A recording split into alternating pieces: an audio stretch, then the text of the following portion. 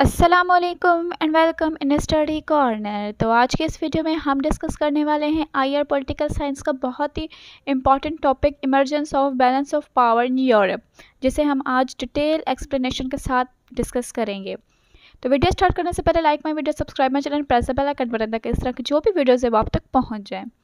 तो आइए आज के ये टॉपिक स्टार्ट करते हैं balance of power in Europe में। तो सबसे पहले जो है हम स्टार्ट करेंगे बैलेंस ऑफ पावर से, क्योंकि emergence of balance of power in Europe में पढ़ने से पहले हमें यह समझना लाजमी है कि बैलेंस ऑफ पावर खुद है क्या। तो आइए हम इसकी स्टार्ट करते हैं डेफिनेशन के साथ। The term balance of power normally implies existence of a rough equilibrium of power among various nation. It means power should be more or less equally shared by different states. तो जो ये term है balance of power, ये normally हम कहते हैं, इसका मतलब है कि दो स्टेट्स के बीच में जो पावर की जो एग्जिस्टेंस है वो बैलेंस हो। अगर एक स्टेट अपना पावर जो है वो बढ़ा रहा है तो दूसरा स्टेट भी उसे देखकर अपने पावर बढ़ाता है। तो बैलेंस ऑफ पावर क्या होता है कि दो स्टेट्स का आपस में जो पावर का है वो बैलेंस हो, तो उसे हम कहते हैं कि बैलेंस ऑफ पावर, जो कि दो स्टेट्स के बीच में होता है। तो अब ये तो थी इसकी डेफिनेशन। अब हम आते हैं कि बैलेंस ऑफ पावर जो है वो किस तरीके से यूरोप के अंदर जो है वो इमर्ज हुआ है। सबसे पहले हम यहाँ पर देख लेते हैं यूरोप का जो है मैप को। ठीक है, यूरोप के मैप में आप देख सकते हैं यहाँ पे अटलांटिक ओशन है। यहाँ पर सबसे बड़ा आपको यहाँ पर नज़र आ रहा है रशिया है। रशिया के बाद आपको फ्रांस नज़र आ रहा है पर्पल कलर में। उसके अलावा आपको स्पेन नज़र आ रहा है। उसके अलावा आपको ऑस्ट्रियन एम्पायर नज़र आ रहा है, जर्मन नज़र आ रहा है। तो यहाँ पर आपको काफ़ी जो ऑटोमन एम्पायर नज़र आ रहा है। ये जो है ये मैप है यूरोप का।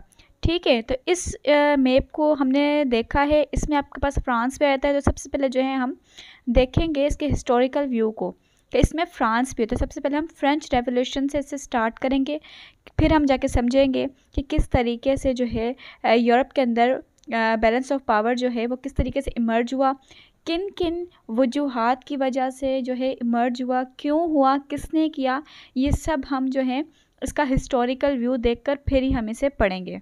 हिस्टोरिकल व्यू या फिर बैकग्राउंड व्यू हमारा पढ़ना इसलिए लाजमी है क्योंकि जब तक हम इसका बैकग्राउंड व्यू नहीं पढ़ लेते हमें समझ नहीं आएगा कि क्यों और किस वजह से और किस तरीके से जो है और क्यों हमें जो है ज़रूरत पड़ी कि हम यूरोप के अंदर जो है वो बैलेंस ऑफ पावर को दोबारा इमर्ज करें।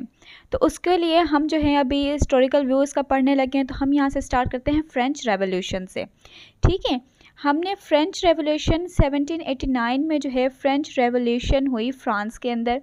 ठीक है, जिसमें यूरोपियन पावर्स जिस तरह के ब्रिटिश, रशिया, ऑस्ट्रिया और पर्शिया, ये कौन थे?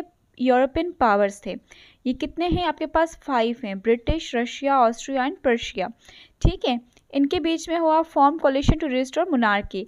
इन्होंने क्या किया कि इन सब ने मिलकर जो है वो इस मोनार्की को दोबारा जो है वो रिस्टोर करने से बचा लिया। कैसे, अब मैं आपको बताती हूँ। यहाँ पर फ्रेंच रेवोल्यूशन आपको पता होगा कि किस वजह से हुआ।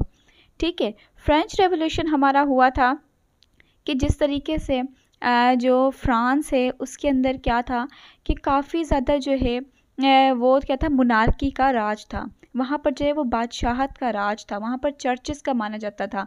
वहाँ पर जो है वो बादशाह होता था, जो वो कहता था वही होता था। तो वहाँ पर जो था वो मोनार्किज्म ज़्यादा था। तो उससे हटाने के लिए लोग जो है उससे बहुत ज़्यादा तंग आ गए थे। तो उससे हटाने के लिए क्या किया था कि नेपोलियन बोनापार्ट आया था। नेपोलियन बोनापार्ट ने फ्रेंच रेवोल्यूशन जो है उसमें बहुत बड़ा किरदार अदा किया था। उस मोनार्किज्म को हटाने के लिए जो है नेपोलियन बोनापार्ट ने जो है वो जो है हिस्सा लिया और फिर उसने क्या किया कि आखिरकार फ्रेंच रेवोल्यूशन जो है उसे सक्सेसफुल किया और उस मोनार्किज्म को ख़त्म किया। ठीक है, लेकिन फिर क्या हुआ कि जैसे ही नेपोलियन बोनापार्ट ने जो है ये जो रेवोल्यूशन है उसे जो है जीता, तो उससे क्या हुआ कि उसका आउटकम क्या आया कि सोशल पॉलिटिकल सिस्टम जो था फ्रांस का वो बिल्कुल चेंज हो गया। ठीक है, मोनार्किज्म, फ्यूडलिज्म जो है वो सारी ख़त्म हो गई। ये सब कुछ जो है कैथोलिक चर्च से ले लिया गया और उसके बाद क्या हुआ कि वहाँ पर न्यू आइडियाज़ जो हैं वो इमर्ज हुए। तो जैसा कि नेपोलियन बोनापार्ट ने ये सब कुछ जो है वो ख़त्म किया, फ्रेंच रेवोल्यूशन हुआ, तो फिर क्या हुआ, ये रेवोल्यूशन किस तरीके से ख़त्म हुआ कि यहाँ पर जो है वो राइज़ ऑफ नेपोलियन बोनापार्ट हो गया। कैसे कि नेपोलियन बोनापार्ट जो था उसने क्या किया कि ये उसने सब कुछ विन किया। विन करने के बाद क्या हुआ कि उसने जो है उसने अपने आप को जो है कंसीडर किया कि अब मैं जो हूँ न्यू किंग हूँ इस फ्रांस का। ठीक है, तो यहाँ पर जो था ये फ्रेंच रेवोल्यूशन जो है वो ख़त्म हुआ कि जिस तरीके से उसका जो है वो उसने जो है वो मोनार्की ख़त्म की। लेकिन फिर क्या हुआ कि जैसे जैसे ये अपने पावर में आया इस फ्रांस के अंदर, तो उसमें क्या हुआ कि इसने जो है अपने आप को जो है वो डिक्लेयर किया कि अब मैं यहाँ का बादशाह हूँ। और उसने दोबारा जो था जो ये ख़त्म हुआ था तख्त का, ये जो बादशाहत का जो ये राज था ये उसने ख़त्म किया। लेकिन फिर क्या हुआ कि उसने खुद ही अपने आप को डिक्लेयर कर दिया कि मैं किंग हूँ, और उसने दोबारा से वही जो बादशाहत है वो शुरू कर दी। और उसके बाद जो इसने काफ़ी ज़्यादा जो है वो वार्स की, ठीक है, स्पेन के साथ की और दूसरे जो ममालिक के थे उनके साथ जो इन्होंने वॉर्स की। ये मैं आपको डिटेल में जो है इसकी वीडियो अगर आप कहेंगे तो मैं आपको फ्रेंच रेवोल्यूशन के ऊपर आपको मैं बनाकर दिखा दूँगी। तो यहाँ पे मैं आपको ओवरव्यू जस्ट दे रही हूँ कि उन्होंने बहुत ज़्यादा जो है वॉर्स की। और उन वॉर्स के बाद क्या हुआ कि लोग बहुत ज़्यादा तंग आ गए थे नेपोलियन बोनापार्ट के इस बादशाहत से तंग आकर उन्होंने क्या किया कि दोबारा रेवोल्यूशन शुरू की। और जो है एक वॉर हुई, वॉर ऑफ वाटरलू। वाटरलू की वॉर में क्या हुआ कि उन्होंने नेपोलियन बोनापार्ट को शिकस्त दी, और शिकस्त देकर क्या हुआ कि उन्होंने उसे जो है वो भेज दिया। कहाँ पर? एक आइलैंड था वहाँ पर उसे भेज दिया, जहाँ पर फिर वो बीमार हो गया था और फिर उसकी जो है वो डेथ हो गई। तो यहाँ पर जो थी वो यहाँ पर फ्रेंच रेवोल्यूशन जो है वो ख़त्म हो गई। अब फ्रेंच रेवोल्यूशन ख़त्म होने के बाद क्या हुआ कि जितना भी नेपोलियन बोनापार्ट ने जो भी काम किए थे, जो भी वॉर्स की थी, जितना भी पीस और जो पावर इसको जितना भी डिस्ट्रॉय किया था, उस सब को दोबारा से लाने के लिए, रीगेन करने के लिए क्या हुआ कि जो है बैलेंस ऑफ पावर हुआ। कांग्रेस ऑफ वियना हुई। कांग्रेस ऑफ वियना जो है वो कब हुई? Just after the French revolution. French revolution के बाद क्या हुआ? कांग्रेस ऑफ वियना बुलाई गई। कांग्रेस ऑफ वियना जो थे वो यूरोपियन जो थे, British, Russia, Austria and Persia, इन सब को मिलाकर जो है इन्होंने ख़त्म की। और उसके बाद जो है कांग्रेस ऑफ वियना शुरू हुई, जिसमें यूरोप के 8 जो है वो ममालिक जो थे, स्टेट्स जो थे, वो उन्होंने हिस्सा लिया। अब इसका मकसद क्या था कांग्रेस ऑफ वियना का? इसका ये मकसद था कि फ्रेंच रेवोल्यूशन में जितने भी जो भी फसाद हुए थे उन सब का जो पीस और जो बैलेंस ऑफ पावर है वो दोबारा इस्टेब्लिश करने के लिए, जो है लॉन्ग लास्टिंग पीस को इस्टेब्लिश करने के लिए क्या हुआ, कांग्रेस ऑफ वियना जो है वो बुलाई गई। तो ये कांग्रेस जो है ये सिर्फ और सिर्फ जो इसका मेन ऑब्जेक्टिव था वो क्या था कि जो फ्रेंच रेवोल्यूशन में जो भी नेपोलियन बोनापार्ट ने जो भी जो फसाद किए थे, जो भी उसने चेंजिंग लाई थी, उस सबको जो है दोबारा से वही उसी तरीके से पहले की तरह जो है रखने के लिए, लॉन्ग लास्टिंग पीस के लिए, बैलेंस ऑफ पावर के लिए कांग्रेस बुलाई गई, जिसमें यूरोप के 8 जो स्टेट्स थे वो शामिल थे, जिसे जो है जो हेड जो था उसका वो मेटरनिक था। ठीक है, तो ये जो है बुलाई गई। और उसके जस्ट आफ्टर इसके बाद जो है कंसर्ट ऑफ यूरोप बुलाया गया। ये दोनों जो थे ये एक ही साल में उसी वक्त में जो है ये दोनों जो कांग्रेस थी वो बुलाई गई, एक कांग्रेस ऑफ वियना और एक जो है वो कंसर्ट ऑफ यूरोप बुलाया गया। कंसर्ट ऑफ यूरोप का भी यही ऑब्जेक्टिव था कि जो है उनका जो पीस और बैलेंस ऑफ पावर जो है इसको दोबारा से जो है हम दोबारा से यूरोप में जो है वैसे ही ला कर रखे। तो इसका बहुत बड़ा जो इम्पैक्ट था वो भी था इसके ऊपर। इसमें जो कॉन्सर्ट ऑफ यूरोप था इसमें मेजर जो पावर थे वो British, Russia, Persia, Austria and France जो थे इन्होंने लाए गए। ठीक है, तो ये था इसका जो है मेन मोटिव। ठीक है, इसके अलावा क्या हुआ कि इटालियन प्रोविंस जो था वो प्रीडोमिनेंट हुआ। ठीक है, जो बॉर्डर थे स्विट्ज़रलैंड फ्रांस के, उन्होंने जो है वो ज्वाइन किया सर्डियाना को किंगडम के अंदर ऑफ सर्डियाना में। और फिर जो मोनार्की थी, न्यू मोनार्की जो है वो फ्रांस में थी, वो साउथ ईस्ट में थी। देन हमने क्या किया कि बॉर्बन रॉयल फैमिलीज जो थी वो दोबारा रीस्टैब्लिश हुई। ये ओल्ड बैलेंस ऑफ पावर की बात की जा रही है कि जब जो है new balance of power emerge हुआ हमारे यूरोप में, तो उस यूरोप में उससे पहले क्या कैसा बैलेंस ऑफ पावर था ये उसकी बात की जा रही है कि बॉर्बन फैमिलीज जो थी वो इस्टेब्लिश हो गई स्पेन में, और to secure the France southern border को और पर्शिया को जो है वो कंट्रोल दिया गया। और जो इसके अलावा जो है river Rhine contain France on the east. तो ये जो चीज़ें हुई, लॉजिक जो था इस लॉजिक वॉज क्वाइट सिंपल। इसका लॉजिक क्या था? सिंपल था। If the countries around France are strong enough, अगर जो फ्रांस के इर्द गिर्द जो कंट्रियाँ थी अगर वो स्ट्रॉन्ग थी, their strength will balance out the potential military might of Paris and prevent further French aggression. तो यहाँ पर बैलेंस ऑफ पावर की बात की जा रही है कि अगर एक कंट्री जो थी उनके बराबर में अगर उनके पास जो है वो काफ़ी जो है स्ट्रॉन्ग जो है वो पावर था, तो इसका मतलब क्या था कि बैलेंस जो है वो दूसरी जो मिलिट्री है उससे क्या हो रहा था? आउट हो रहा था। तो यही जो था ये बैलेंस ऑफ पावर वहाँ का था। तो इस बैलेंस ऑफ पावर को दोबारा न्यू तरीके से इमर्ज करने के लिए जो है वो यहाँ पर जो है कॉन्सर्ट चलाया गया। अब यहाँ पर जो है कुछ जो है कांग्रेस बताई गई है कि मैंने जिस तरह आपको बताया कि सबसे पहले क्या हुआ कि फ्रेंच रेवोल्यूशन हुई, उसके आफ्टर क्या हुआ कि उसको बैलेंस और जो है वो रिगेन करने के लिए जो है कांग्रेस ऑफ वियना बुलाई गई 1815 में। देन उसके बाद कॉन्सर्ट ऑफ यूरोप बुलाया गया, ठीक है, जिसमें 4 मीटिंग्स थी। वो 4 मीटिंग्स जो है वो ये थी, कॉन्सर्ट ऑफ यूरोप की ये 4 मीटिंग थी, जो थी कांग्रेस ऑफ एक्स-ला चैप्ली जो 1818 में हुई, द कांग्रेस ऑफ ट्रॉपेन वो 1820 में हुई, द कांग्रेस ऑफ लाइबेज जो 1821 में, और कांग्रेस ऑफ वेरोना जो 1822 में हुई। ये जो 4 जो कांग्रेस है ये क्या थी, ये कॉन्सर्ट ऑफ यूरोप का हिस्सा थी। तो ये जो थी ये आई गई, और उसके बाद क्या हुआ कि जो ये सारा जो हमने हिस्टोरिकल बैकग्राउंड पढ़ा, ऑल बैलेंस ऑफ पावर पढ़ा, ये हमारा था इसका हिस्टोरिकल व्यू या बैकग्राउंड कह लें। अब हम आते हैं इसके न्यू बैलेंस ऑफ पावर के ऊपर।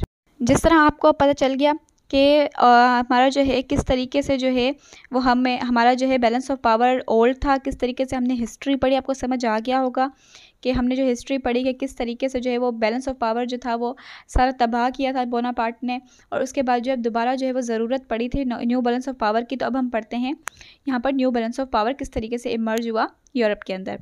The year 1870-1871 mark the consolidation of Italy and Germany respectively into a variable and strong nation state in the heart of Europe, changing the structure of balance of power.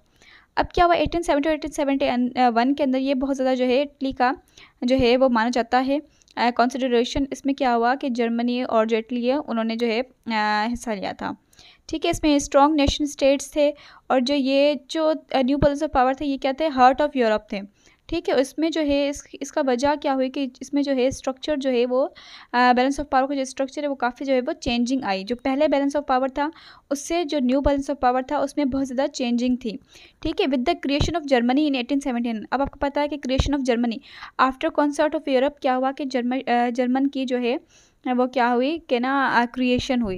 पहले क्या था, Germany जो था वो छोटे छोटे जो स्टेट्स है उसके अंदर जो है वो बांट दिया गया था, लेकिन फिर क्या हुआ जब जर्मन की क्रिएशन हुई तो उसमें क्या हुआ कि जर्मन को जो है 1871 में एक पूरा जो है एक स्टेट माना गया। अब यहाँ पर क्रिएशन ऑफ जर्मनी हुई 1871 में, तो क्या हुआ the old balance of power involving, अब ओल्ड बैलेंस ऑफ पावर किस में था, कौन कौन था ओल्ड बैलेंस ऑफ पावर में, France, Prussia, Austria Hungary and Russia, ठीक है। ये क्या थे ओल्ड बैलेंस ऑफ पावर। इन्हें जो है हमने रिप्लेस कर दिया गया न्यू सिस्टम में, ठीक है। इन सबको जो है इनके बैलेंस ऑफ पावर को हमने न्यू सिस्टम में जो है वो कन्वर्ट कर दिया under the leadership of auto von Bismarck. अब यहाँ पर आपको पता चल रहा है कि यहाँ पर नेम आया है ओटो वन बिस्मार्क।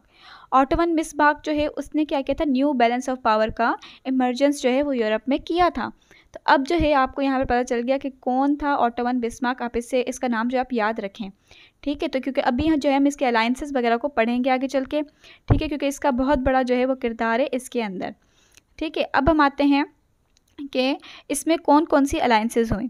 अब इसके अंदर ये जो emergence of balance of power था इसके अंदर जो है हमारे सबसे पहले हम पढ़ेंगे 3 इंपीरियर लीग, ठीक है। 3 इंपीरियर लीग में जो हैं जर्मनी, रशिया और ऑस्ट्रिया, इन तीनों के बीच में ये जो इसकी हम अलायंस है इसको हम पढ़ेंगे जो 1873 में हुई। देन हम ड्यूल अलायंस को पढ़ेंगे जो जर्मनी प्लस ऑस्ट्रिया के बीच में हुई, ठीक है। 3 इंपीरियर मतलब 3 जो इंपीरियर्स थे, ड्यूल मतलब कि 2 जो है अलायंस हुई जिन 2 के बीच में जो जर्मन और ऑस्ट्रिया थी 1879 के अंदर। फिर हम ट्रिपल अलायंस पढ़ेंगे जिसमें जर्मनी, ऑस्ट्रिया और इटली थी 1882 के अंदर।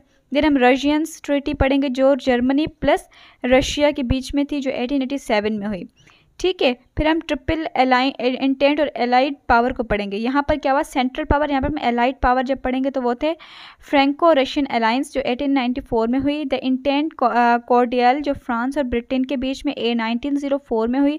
एंग्लो रशियन इंटेंट जो कि रशिया प्लस ब्रिटेन के बीच में हुई 1907 में। और फिर ट्रिपल इंटेंट जो फ्रांस, ब्रिटेन और रशिया के बीच में 1907 में हुई। यहाँ पर आप याद रखें कि ये जो दोनों हैं ये एक है ट्रिपल अलायंस जिसे हम सेंट्रल पावर भी कहते हैं, और एक है ट्रिपल इंटेंट जिसे हम एलाइड पावर कहते हैं। तो ये सेंट्रल पावर और एलाइड पावर जो दोनों चेंज हैं। तो इन्हें हम 1 बाय 1 जो है इससे जो डिस्कस करेंगे ये हम अलायंसेस में करेंगे, जो कि हम इसकी अलग से एक वीडियो बनाएंगे। तो यहाँ पर जस्ट इसका ओवरव्यू दिया गया कि हमने जो है इस यूरोप के अंदर जो इमरजेंसी ऑफ यूरोप के अंदर जो है ये सारी चीज़ें जो है हमने पढ़नी है। तो यहाँ पर फ़िलहाल हम जो है यूरोप को पढ़ेंगे कि किस तरीके से बैलेंस ऑफ पावर जो यूरोप में इमर्ज हुआ। तो ये जो अलायंसेस हैं इसका ये हम अलग से पढ़ेंगे, ठीक है। जो बिस्मार्क की जो अलायंसेज हैं ये अलग से एक पूरा टॉपिक है जिसे हम अलग से इसको कवर करेंगे। तो यहाँ पर सिर्फ मैंने आपको ये बता दिया कि इसमें ये अलायंसेज हुई थी और अलायंसेज को हम जो है वो बाद में पढ़ेंगे। तो यहाँ पर अब हमारा सबसे पहला मोटिव क्या है कि हम emergence of balance of power पढ़ें। ठीक है। अब यहाँ पर क्या है, Europe's balance of power was depend on Ottomans hold on Balkan peninsula. अब ये पेनिनसुला था, ये क्या था, ये एक जो है स्टेट था, कंट्री कह लें। ठीक है। अब ये क्या कह रहा है कि यूरोप का जो बैलेंस ऑफ पावर था वो किस पर डिपेंड करता है, ऑटोमन्स होल्ड ऑन, ऑटोमन जो था बिस्मार्क उसने किस तरीके से होल्ड किया बाल्कन के ऊपर। ठीक है। इसका ये सारा जो बैलेंस ऑफ पावर ये डिपेंड इसके ऊपर करता है।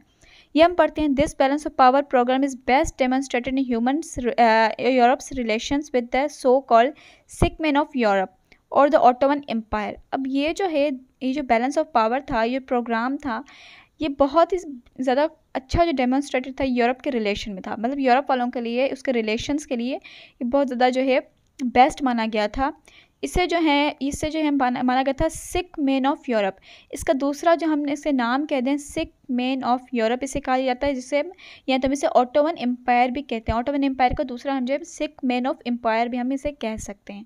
ठीक है। तो ये आप यहाँ पर आपने ये बात याद रखनी है कि जहाँ पर भी आपके पास क्वेश्चन आ जाएगा सिक मैन ऑफ यूरोप क्या है, तो आप इसे कह सकते हैं कि सिक मैन ऑफ यूरोप जो है वो दूसरा नाम है ऑटोमन एम्पायर का। ठीक है। At its height, the Ottoman controlled the Middle East part of the Northern Africa and territories as far north as Bosnia Herzegovina। अब जिस तरीके से इसका हाइट हुई, अब ऑटोमन जो ये था बिस्मार्क, इसने जो है इसने मिडिल ईस्ट के जो पार्ट था और जो नॉर्दर्न अफ्रीका था उसके ऊपर क्या कर रहा है, इसने कंट्रोल कर लिया। ठीक है। जब बैलेंस ऑफ पावर जो इमर्ज हो रहा था, इसको इमर्ज करने के लिए यूरोप के अंदर ऑटोमन बिस्मार्क ने सबसे पहले क्या किया कि उसने जो है मिडिल ईस्ट के जो पार्ट था नॉर्दर्न अफ्रीका उसको जो है इन दोनों को जो था उन्होंने कंट्रोल कर दिया। और उसकी जो टेरिटरीज थी जो नॉर्थ की थी उससे क्या कर लिया उससे कहा जो थी जिसे माना जाता है बोस्निया हेर्ज़ेगोविना, तो इनको जो है वो उससे दूर कर दिया गया। Since Ottoman held dominant over the Balkan, जिस तरीके से इसने डोमिनेट किया बाल्कन के ऊपर ऑटोमन ने, most of the Europe prefer to maintain the Ottoman empire. काफ़ी ज़्यादा जो यूरोप्स थे उन्होंने प्रेफर किया कि जो ऑटोमन एम्पायर है उसे मेंटेन किया जाए। नो मैटर हाउ वीक, कोई भी फ़र्क नहीं पड़ता है कि कितनी भी वीक हो टेरिटरीज़ कुछ भी हो, लेकिन उन्होंने क्या क्या कहा था कि उन्होंने क्या प्रेफर किया था कि ऑटोमन एम्पायर जो है उसको मेंटेन रखा जाए। In order to prevent any one in European state from imposing its own dominant over the Balkan peninsula. किस वजह से उन्होंने कहा था ये सब के से मेंटेन किया जाए, इस वजह से कि ये चाहते थे कि जो भी यूरोप है उसके अंदर किसी भी स्टेट में, यूरोप के किसी भी एक स्टेट में जो है कोई भी अगर अपना इम्पोज कर सके, कोई अपने आप को डोमिनेंट जो है वो मतलब वो थोपे अपने उसको कि मैं भाई डोमिनेंट हूँ यहाँ का, उस चीज़ को प्रिवेंट करने के लिए, उन चीज़ों से बचाने के लिए जो है ये सब चीज़ें जो है वो की गई कि उन्होंने कहा था कि मेंटेन किया जाए emergence of balance of power Ottoman empire में। ठीक है। By keeping Constantinople intact. अब यहाँ पर क्या हुआ कि इसको कॉन्स्टेंटिनोपल को अपने पास रखते हुए the balance of power in Europe properly could be maintain. तो उन्होंने कहा कि बैलेंस ऑफ पावर जो था यूरोप के अंदर वो मेंटेन हो सकता है। However, it was volatile Balkan Peninsula that threatened the very foundation of the Europe balance of power। अब क्या हुआ कि जो बाल्कन्स पेनिनसुला था वो क्या था, वोल्टाइल था। वोल्टाइल का मतलब होता था कि वो उसमें बहुत ज़्यादा चेंजिंग थी। ठीक है। वो चेंज होने की बहुत ज़्यादा सलाहियत रखते थे। तो उन्होंने कहा कि ये जो चीज़ है ये जो है फाउंडेशन डाल सकती है यूरोप के बैलेंस ऑफ पावर के अंदर। ठीक है। तो इन्होंने कहा कि जो है ये चीज़ें जो है इसका जो है बैलेंस ऑफ पावर हो सकता है। अब उसका कंक्लूजन क्या हुआ कि बैलेंस ऑफ पावर जो है वो डिस्टर्ब हो गया due to conflict in Balkans area. Balkan के जो एरियाज थे उनके अंदर क्या हुआ कि कॉन्फ्लिक्ट शुरू हो गया। ठीक है। तो उससे क्या हुआ कि जो बैलेंस ऑफ पावर था वो डिस्टर्ब हो गया। ऑटोमन एम्पायर जो था Lord such control over many areas in first Balkan war of 1912। अब 1912 में जो फर्स्ट जो इसकी वार हुई थी बाल्कन वार, उसके अंदर जो था ऑटोमन एम्पायर ने जो है वो काफ़ी ज़्यादा जो एरियाज थे उसको लॉस कर दिया था। ठीक है। Many territories got independence from Turkish rule. Turkish rule से काफ़ी ज़्यादा जो टेरिटरीज थी उन्होंने क्या किया था, अपना इंडिपेंडेंस जो है वो हासिल कर लिया था। Russia had Austria looked for their influence in the region. Russia और ऑस्ट्रिया जो था उनका उन्होंने जो था वो उन्होंने इन्फ्लुएंस दिया था काफ़ी रीजन के ऊपर। There was a conflict of both state on Bosnian and Herzegovina. अब इसने इनकी जो कॉन्फ्लिक्ट थी दोनों जनों की, इन दोनों स्टेट्स की, वो किस में थी, वो किन में कही गई थी, Bosnia and Herzegovina. This conflict become a direct cause of World War One. इन दोनों की स्टेट का जो कॉन्फ्लिक्ट हुआ था ना, ये जो दोनों हैं ऑस्ट्रिया और रशिया, इनकी जो कॉन्फ्लिक्ट हुई थी बॉस्निया और हर्ज़गोविना में, इसका जो डायरेक्ट जो वजह पड़ी थी वो वर्ल्ड वार वन के ऊपर जाकर पड़ी थी। When Austria archduke was assassinated, the major war erupted between Europe power। तो ये जो ऑस्ट्रिया थी इसका ये असैसिनेट हुआ गया कि ये एक मेजर वॉर जो है उसे माना गया बिटवीन यूरोपियन वॉर्स के अंदर। अब अगर यहाँ पर मैं आपको सिंपल सा इंट्रोडक्शन इसका बताऊँ, सिंपल सी बात बताऊँ कि क्या हुआ यूरोप बैलेंस ऑफ पावर में, तो आपको मैं ये बता सकती हूँ कि ये जो बैलेंस ऑफ पावर यूरोप में हुआ है इसे हम सेगमेंट बैलेंस ऑफ पावर कहते हैं। ठीक है, इसमें जब ये बैलेंस ऑफ पावर हुआ, जब मैंने आपको बताया कि जिस तरीके से जर्मनी की यूनिफिकेशन हुई, इसके बाद जो 3 इम्पीरियल लीग बनी, 3 इम्पीरियल लीग जो थी उसमें जो है new system of balance of power हुआ। ठीक है, जो कि ऑटोमन बिस्मार्क ने किया। उस बैलेंस ऑफ पावर के ऊपर क्या हुआ कि जब वो अपनी हाइट पे गया तो इसमें क्या हुआ कि ऑटोमन जो है उसने क्या कंट्रोल किया, जब बैलेंस ऑफ पावर जब अपना पीक पर गया तो ऑटोमन जो बिस्मार्क था उसने क्या किया कि मिडिल ईस्ट को कंट्रोल कर लिया। ठीक है, पार्ट ऑफ नॉर्दर्न अफ्रीका को कंट्रोल कर दिया, जितनी भी टेरिटरीज थी नॉर्थ की वो उसमें जो है बोस्निया और हर्ज़गोविना जो है उसमें जो है इसने कंट्रोल कर लिया। ठीक है, और जब तक जो है ऑटोमन का जो है वो जो उसका बादशाहत थी, जब तक वो बाल्कन के ऊपर थी, तो मोस्ट ऑफ यूरोप जो था, तो यूरोप के काफ़ी जो हैं ममालिक उन्होंने यही कहा कि इस डोमिनेंटशिप को हटाने के लिए जो है हमें जो बैलेंस ऑफ पावर जो है वो यूरोप के अंदर जो है वो मेंटेन रखना है। कोई फ़र्क नहीं पड़ता कि कितना वो वीक हो, लेकिन हमने जो है इसे मेंटेन रखना है इन ऑर्डर, इस वजह से कि to prevent of any European state from imposing, कोई भी ताकि कोई भी जो यूरोपियन की स्टेट हो वो कभी भी अपना जो डोमिनेंटशिप है वो किसी भी मुल्क के ऊपर जो है अपने ऊपर जो है इम्पोज ना कर सके। तो यही जो बात थी वो यूरोप के न्यू बैलेंस ऑफ पावर में हुई कि ऑटोमन बिस्मार्क ने जो है वो इसका जो है वो किया, क्रिएशन किया, और उसने जो है अपनी पीक पर आने के बाद क्या क्या चीज़ें बैलेंस ऑफ पावर में की वही यहाँ पर जो है वो डिस्कस की गई है। और बैलेंस ऑफ पावर जब इमर्ज हो गया तो उसका कंक्लूजन क्या निकला, कि कंक्लूजन ये हुआ कि ऑटोमन बिस्मार्क जो थे उसने जो है बाल्कन वॉर के अंदर जो है अपना काफ़ी ज़्यादा कंट्रोल जो था वो काफ़ी एरियाज़ के ऊपर से जो है वो लॉस कर दिया था।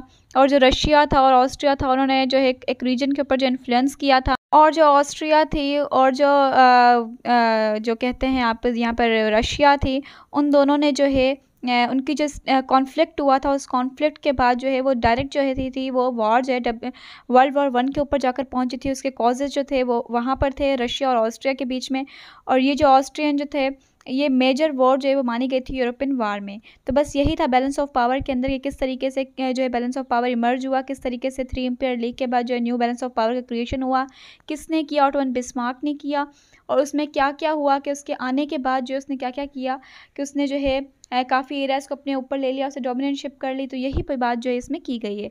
तो आई होप आपका आज का लेक्चर जो डिटेल में समझ आ गया होगा। If you have any query regarding this lecture you can comment in comment section box, I will solve your query. तो आज के लिए इतना ही काफ़ी है। Thank you so much. Allah हाफिज़।